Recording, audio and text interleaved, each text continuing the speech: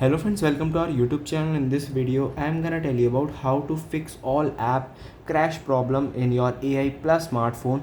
Before watching this video, if you have not subscribed to our YouTube channel, then subscribe to it and like our video.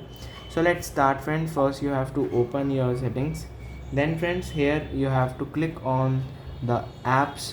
Select the app that is crashing all the time. Like I have selected Chrome.